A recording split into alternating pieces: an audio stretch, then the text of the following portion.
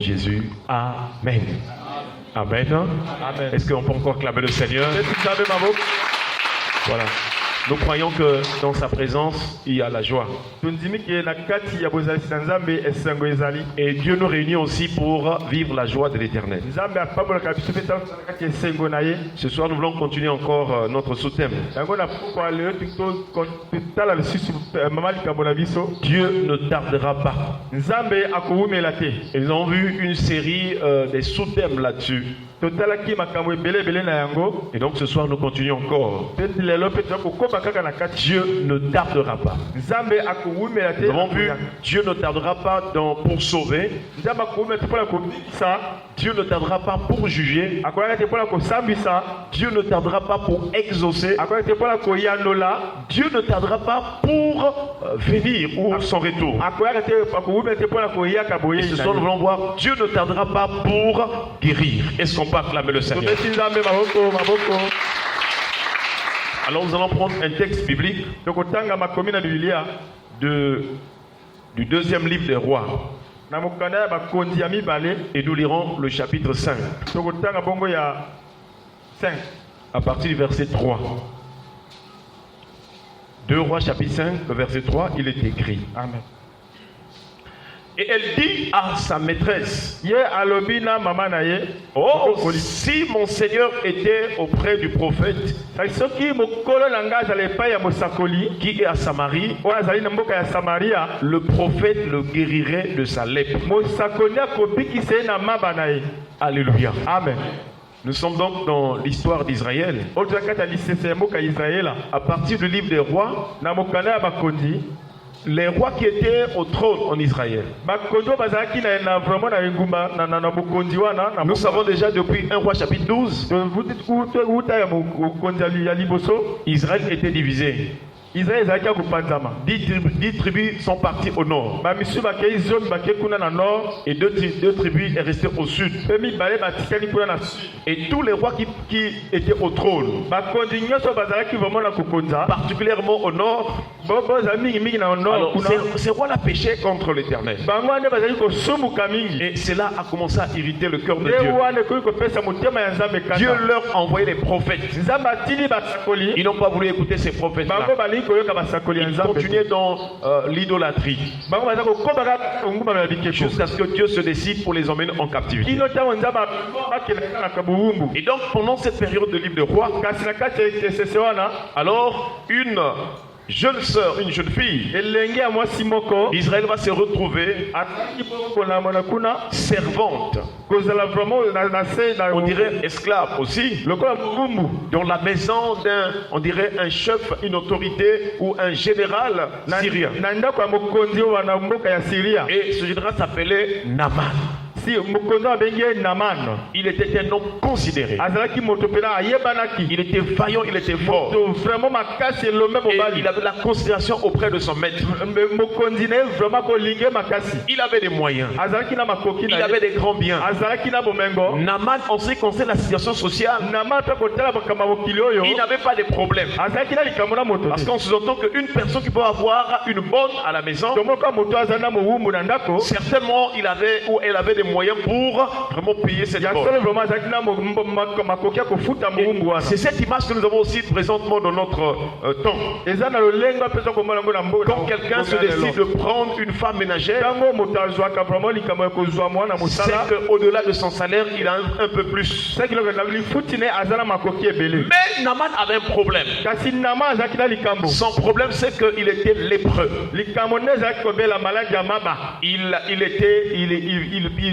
Il était malade de la lèpre. Et c'était vraiment une situation misérable, on dirait, pour Naaman. Une situation difficile. Malgré l'argent qu'il avait, malgré les privilèges, malgré la renommée qu'il pouvait avoir, Naaman avait un problème. Ce texte veut dire que dans ce monde, tu peux avoir toutes les richesses. Tu peux avoir tout l'argent qui possède. Tu peux avoir tous les privilèges de la société. Mais si tu es malade, tu n'auras pas la paix. Est-ce qu'on peut acclamer le Seigneur? La maladie ne peut jamais donner la paix. C'est pourquoi déjà même dans certaines personnes, lorsqu'ils sentent déjà la fièvre, alors l'inquiétude monte. Plus la maladie perdure, alors plus aussi l'inquiétude augmente. Et donc cette jeune esclave travaillait donc dans cette maison-là. Et il a vu donc la souffrance. On dirait peut-être psychologique. Et aussi corporelle de Naaman. Et elle a dit à sa maîtresse, mais si mon Seigneur était là-bas à Samarie. Samarie donc c'est la ville du Nord. C'était donc la ville là où il y avait les 10 tribus. Et là les prophètes Élisée étaient en train de travailler déjà à cette époque. Il rappelle qu'en tout cas, elle dit à sa maîtresse, oh, si mon Seigneur était auprès du prophète qui est à Samarie, le prophète le guérirait de sa lèpre. Est-ce qu'on peut acclamer le Seigneur? Je vous assure, chers frères et sœurs, Samarie était une référence. Jérusalem aussi était une référence. Parce que là se trouvait le peuple de Dieu. Là où se trouve le peuple de Dieu, le nom de l'Éternel est invoqué. Et nous savons déjà dans 2 Chroniques, la Bible nous rappelle que si mon peuple sur qui est invoqué mon nom s'humilie, prie, cherche ma face, je l'exaucerai. Et un peu plus loin, le Seigneur dit, mes yeux seront désormais ouverts et mes oreilles attentives à la prière faite en ces lieux. Est-ce qu'on peut acclamer le Seigneur? Cela voudrait dire que là où il y a le peuple de Dieu, le peuple qui s'humilie, je vous assure, il y a la présence de Dieu. Lorsqu'on élève la prière, là où il y a le peuple de Dieu, le peuple reconnaît son peuple. Et celui-là devient comme le lieu de Dieu. Amen. Alléluia. Amen. Alléluia. Amen. Et c'est pourquoi nous aussi en Jésus-Christ, nous pouvons faire même de nos maisons le lieu de la présence de Dieu, de nos chambres, le lieu de la présence de Dieu. Alléluia. Amen. Chers frères et sœurs, nous voyons donc le maître, donc le Seigneur Naaman, recevant ces paroles, va aller demander la permission chez son maître. Il a dit, ah non, moi je veux me rendre à Samarie, parce que j'aurais appris qu'il y a un prophète là-bas qui peut me guérir. C'est ainsi que son maître va envoyer une lettre. Lorsque la lettre va parvenir là-bas, le roi va penser que ça serait un problème de guerre. Chers frères et sœurs, les choses de Dieu ne peuvent être comprises que par ceux qui sont spirituels. Et l'apôtre Paul a dit que c'est spirituellement qu'on en juge. Le roi en Israël, il pensait que cette lettre-là, c'était pour la guerre. Mais lorsque le prophète Élisée, il a entendu cela, il dit que laisse-le venir. Et on saura qu'il y a un prophète en Israël. Est-ce qu'on peut acclamer le Seigneur? C'est merveilleux. Amen. Voilà pourquoi tu dois savoir qu'en tant que chrétien, il y a des choses, il y a des situations qui sont autour de toi. Dieu les permet, chers frères et sœurs, pour qu'ils déclenchent la gloire. Beaucoup de chrétiens ont peur. Alors que Jésus habite en toi, le Dieu qui a créé les cieux, la terre et toute leur âme, il habite en toi. Cela voudrait dire que si tu te confies en lui, si tu respectes sa parole, si tu la mets en pratique, Dieu manifeste sa puissance au travers de toi. Il a utilisé Moïse comme son instrument. Voyez comment le grand pharaon a été neutralisé, paralysé par les puissantes miracles, les puissants miracles qui sont manifestés par Moïse. Et Israël a chanté un cantique en disant que c'est l'Éternel Dieu qui est le seul qui est capable de faire des plus grands prodiges. Est-ce qu'on peut acclamer le Seigneur? Amen. J'aimerais te dire ce soir, Jésus habitant dans ton cœur, par la foi, tu deviens un véhicule, tu deviens un instrument, tu deviens vraiment le moyen par lequel Dieu manifeste sa gloire. Amen. Et c'est pourquoi Jésus a fait la promesse. Il dit, voici les miracles qui accompagneront tous ceux qui auront cru. Alléluia. Amen. Qui croit en Jésus? C'est toi et moi. Qui croit en Jésus? Ceux qui sont passés par la véritable nouvelle naissance. N'oublie pas que tu es porteur des miracles. C'est parce que tu as peur. Ton problème, c'est la peur. Voilà pourquoi le Seigneur nous exhorte. N'était-ce pas dit? Si tu crois, tu verras la gloire de Dieu. Reçois la foi ce soir. Reçois le courage ce soir. Amen. Quelle que soit la situation, que le Saint-Esprit délite alors. Libère les paroles. Les paroles de guérison. Les paroles de bénédiction. Les paroles de délivrance. Elles s'accompliront. Parce que la personne qui habite en toi, c'est celle qui accomplit toutes choses. Amen. Est-ce qu'on parle avec le Seigneur? Amen. Élisée le prophète était rassuré parce qu'il avait l'alliance avec Dieu. Il avait la relation avec Dieu. Il avait l'onction. Il a dit que laissez-le venir.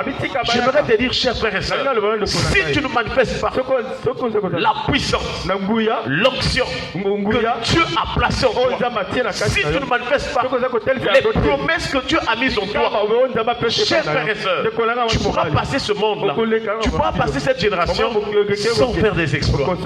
Il y a des bénédictions qui viendront dans ta vie. Parce que tout ce monde doit prier pour une personne. Il y a des bénédictions qui viendront dans ta vie. Parce que tout ce monde, tu dois soutenir une personne de l'intercession. Alléluia. Et c'est ainsi que Naaman va arriver. Il va arriver devant Élisée. Et Élisée a reçu une parole de la part de l'Éternel. Élisée va lui dire, va dans les eaux du Jourdain. Élisée lui dit, Élisée lui fit dire par un messager, va et lave-toi 7 fois dans le Jourdain. Ta chair deviendra saine et tu seras pur. Est-ce qu'on peut acclamer le Seigneur? Amen. Lorsque Naaman a écouté cela, Naaman a dit, moi je pense même que tu vas me poser les mains. Voyez-vous, cette situation a commencé depuis longtemps. Ce que vous voyez les gens courir d'église en église pour s'attendre aux impositions des mains, pour s'attendre à je ne sais pas quelle puissance. Imaginez-vous Naaman, quoi qu'il était d'une autre nation, mais il se disait que si on m'impose les mains, je serai guéri. Mais Dieu n'est pas toujours dans cette méthode. Dieu est la parole. La guérison ou la délivrance commence d'abord par la parole. Et si tu crois en la parole que Dieu te donne, lorsqu'on imposera les mains, quelque chose va se passer. Mais si tu n'as pas la foi, même si on impose les mains, rien ne va se faire. Voilà pourquoi Dieu commence par la parole. Quelle est ton attitude lorsque tu écoutes la parole? Est-ce qu'il y a une réceptivité dans ton cœur? J'aimerais te rappeler le secret de ta délivrance, le secret de recevoir quelque chose de la part du Seigneur commence par la foi en la parole de Dieu. Est-ce qu'on peut acclamer le Seigneur? Amen. Cela voulait dire que si quand tu es venu au culte, tu as écouté la parole avec foi. Chers frères et sœurs, avant même compris, avant même qu'on impose les mains, tu reçois ta guérison. Alléluia. Amen. Et donc le général syrien là, il a commencé à murmurer. Mais moi je pensais que comment moi qui suis un général comme ça, il me demande d'aller se baigner. Est-ce que chez nous il n'y a pas d'autres rivières? Est-ce que chez nous il n'y a pas de fleuves? Chers frères et sœurs, Dieu parle aussi dans la simplicité. Mais dans cette simplicité, il y a la gloire de Dieu. Voilà pourquoi Jésus est arrivé comme une faible plante, comme un rejeton qui sort d'une terre desséchée. Il n'y avait ni beauté, ni éclat. Lorsque tu viens à l'église, ne regarde pas la beauté physique, ne regarde pas la beauté apparente. Il y a une beauté spirituelle. Cette beauté, c'est ça l'éclat. C'est ça la gloire de Dieu. Ne promets pas ton regard pour regarder, mais regarde du beauté ou bien de la beauté de la foi. Alléluia. Amen. Lorsque Moïse était né, l'enfant était beau. Mais cette beauté de Moïse symbolisait seulement, c'était en fait la gloire qui était en lui. C'était la grâce que Dieu avait faite. Il devait devenir un grand. C'est lui qui devait sauver Israël. Donc la vraie beauté que nous devons rechercher, c'est la grâce. Ce sont les fruits. Ce sont les choses de Dieu dans notre vie. Est-ce qu'on parle avec le Seigneur? Amen. Une personne qui a quelque chose de Dieu est plus belle qu'une personne qui a la beauté naturelle. Parce qu'avec la chose de Dieu, tu peux faire des exploits. Avec la chose de Dieu, tu peux te maintenir. Avec la chose de Dieu, tu es plus que vainqueur. Mais la beauté naturelle ne peut pas te donner la victoire. Au contraire, cette beauté va faner un jour. Mais la personne qui a quelque chose de Dieu, quand elle s'approche de Dieu, la Bible déclare, quand on tourne vers lui les regards, on est réunion de joie et le visage ne se couvre point de honte. Est-ce qu'on va acclamer le Seigneur? Il disait, les serviteurs du général ont dit, ah mais Seigneur, mais si on t'avait demandé quelque chose de difficile, ne l'aurais-tu pas fait vraiment? Il dit, si, j'allais faire. Mais ça c'est simple, pas seulement. Bon, je vais aller quand même. Il est allé dans le fleuve. Vous voyez, hein? Il est rentré la première fois. Il ressort. Il avait dit combien de fois? 7 fois. Il est rentré. Il est ressorti. Il avait toujours la lèvre. Il dit, vous avez 2 fois déjà. On dit, chef, on a dit 7. Il est encore rentré. Il ressort. 3 fois déjà. Toujours la lèvre. Il dit, n'oubliez pas que je suis un général. On dit, chef, on a dit 7 fois. Il rentre encore. Ressort. Il y avait toujours la lèvre. Il rentre encore. Il ressort. Il dit 5 fois déjà. Il reste seulement 2 fois. Si ça ne quitte pas, on dit, chef, on a dit 7 fois. Il est rentré. 6e fois. Il y avait toujours la lèvre. Mais lorsqu'il est arrivé à la 7e fois, il est rentré. Quand il est ressorti, il était guéri. Chers frères et sœurs, qu'est-ce que Dieu voulait enseigner? La persévérance. Je ne sais pas quel sujet tu as déjà demandé au Seigneur. Quel problème pour lequel tu dis que prie nuit des jours, mais tu n'as pas encore vu une solution. Tu es comme Naaman. Continue à prier. Alléluia. Amen. La 7e fois, tu feras le miracle. Le chiffre 7, c'est aussi le chiffre du repos. Lorsque Dieu a créé toutes choses, il a créé le monde, la création en 6 jours. Le 7e jour, Dieu se reposa de ses œuvres. Est-ce qu'on peut acclamer le Seigneur? Et en Israël, le 7e jour aussi la semaine, c'était le jour du repos. L'on ne pouvait plus faire une œuvre servile. Mais les gens devaient se consacrer, être dans la présence de Dieu. Et donc, quand Jésus est arrivé, Jésus est venu maintenant. Il n'a pas observé le 7e jour. Parce que c'est lui qui a créé toutes choses.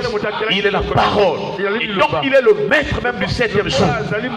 Cela veut dire que le repos dont attendait Israël était un repos passager. Était un repos sur le travail manuel. Mais Jésus est venu, non pas pour ce repos du corps seulement. Il a traversé le tabernacle plus grand.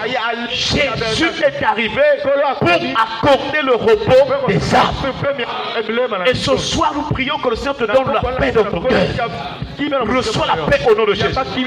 Chers frères et sœurs, je ne sais pas, tu es tourmenté de quoi? Tu es tourmenté de quoi? Quelle est la situation qui te tracasse? Si tu crois en Jésus, si tu lui offres ton cœur, il est capable de résoudre ce problème. Et là, le premier signe, il va t'accorder d'abord la paix. Lorsque tu ressens que dans la vie, elle est tracasserie, c'est qu'il y a encore un vent. Mais quand tu es en train de prier pour une situation et que tu ressens la paix, même quand tu n'as pas encore vu la solution, s'il y a déjà la paix dans ton cœur, c'est que le ciel t'a exaucé. C'est que tu vas vivre quelque chose dans quelques instants, dans quelques temps. Alléluia. Amen. Et c'est ainsi que le général était guéri. Mais nous voyons donc, avec la venue de Jésus, si le prophète Élisée pouvait guérir, c'était une préfiguration. Mais Jésus est venu et lui, il guérit. Non pas en demandant aux gens de compter le nombre de fois. Jésus guérit par sa parole. Et tous ceux qu'il rencontrait, il ne pouvait plus faire des gens non faits d'abord telle chose. Il faut te dire, prends ton livre, marche. Amen. La maladie quitte le corps. Amen. Alléluia. Amen. Et ce soir, dans le nom de Jésus, que toute maladie dans ton corps, toute maladie dans ton âme, toute maladie dans tes os, toute maladie dans tes cellules, toute maladie dans ton sang, sorte au nom de Jésus. Chers frères et sœurs, il y a eu des gens qui ont été déclarés malades à vie par des médecins. Mais lorsqu'ils ont cru en Jésus, la maladie est partie. Ils sont en parfaite et bonne santé. Nous prions que le Seigneur t'accorde la bonne santé au nom de Jésus. C'est possible. Tu n'es pas esclave. Chers frères et sœurs, dans Matthieu chapitre 14, le verset 14, Amen. Il est écrit, quand il sortit de la barque, il vit une grande foule et fut ému de compassion. La maladie, ce n'est pas une bonne chose. Si tu vas à l'hôpital, tu seras ému de compassion parce que les gens souffrent. Les gens ont vraiment des formes vraiment bizarres. La maladie a défiguré certaines personnes. Chers frères et sœurs, Jésus était ému de compassion. Et la Bible déclare qu'il était ému de compassion pour cette foule. Et il guérit les malades. Est-ce qu'on peut acclamer le Seigneur? Chers frères et sœurs, nous voyons que c'est important de comprendre que Dieu nous a créés non pas pour être malades, mais pour être en bonne santé. Et quand Jésus a guéri, la Bible déclare que lorsqu'il guérit la foule, on sent que la foule était dans l'admiration de voir les muets parler, de voir que les muets parlaient, que les estropiés étaient guéris, que les boiteux marchaient et que les aveugles voyaient. Et elle glorifiait le Dieu d'Israël. Est-ce qu'on parle avec le Seigneur? Nous prions ce soir que Dieu te guérisse, qu'il te guérisse, que Jésus-Christ te guérisse. Si dans ta famille, si dans ta maison, si dans ton corps, tu étais esclave de la maladie, esclave des produits, esclave des comprimés, esclave je ne sais pas de quoi, de tout produit pharmaceutique, ce soir tu dois quitter cet esclavage. Que Jésus te guérisse. Lorsque Jésus guérit une personne, il ne le fait pas à moitié. Lorsqu'il guérit, tout l'être de la personne doit être totalement guéri. Reçois ta guérison. Ne sois plus esclave. Parce que sur la croix, Jésus s'est chargé des maladies. Il s'est chargé des infirmités. Chers frères et sœurs, reçois la guérison. Que tout ce qui te concerne soit guéri. Que tes enfants soient guéris. Chers frères et sœurs, si tu as la foi, la guérison est manifeste. Chers frères et sœurs, l'Éternel ne tardera pas pour te guérir. Si tu as la foi. On en a vu beaucoup d'exemples qu'on ne pourra pas citer peut-être ce soir. Et nous voyons cette femme qui avait la perte de sang depuis 12 ans. Elle a dit, si je puisse m'en toucher ses vêtements, les pans de sa robe, je serai guéri. Et quand elle a touché, elle fut guérie. Est-ce qu'on parle avec le Seigneur? Que la gloire de Dieu te touche ce soir au nom de Jésus. Que la gloire de Dieu t'accorde la guérison au nom de Jésus. N'oublie pas cela, mon frère, ma soeur. Les démons ont mis dans les consciences des hommes les maladies. Et il y a des gens qui sont habitués. Il y a des gens qui pensent que c'est normal. Il y a des gens qui ont pris des noms de maladies. Ah, cette maladie-là. Ah, ma maladie-là. Ah, mon produit-là. Ce n'est pas ton produit. C'est une œuvre terrestre. C'est une œuvre diabolique. C'est une œuvre charnelle. Jésus t'a créé pour être en bonne santé. Que les maladies te quittent au nom de Jésus. Lorsque tu prieras à la maison, que toute puissance de la maladie, que tout esprit de la maladie, que toute sémence de la maladie, que tout lien de la maladie soit ôté au nom de Jésus. Nous déracinons jusqu'à toute racine la maladie qui est en toi au nom de Jésus. Et nous la jetons hors de ta vie au nom de Jésus. Nous allons nous lever dans la prière. Tu vas remercier le Seigneur pour sa parole. Et nous allons prier le Seigneur au nom de Jésus. Dis merci au Seigneur. Merci pour ta parole, Seigneur. Merci. Merci pour ta parole, Jésus. Merci pour ta parole.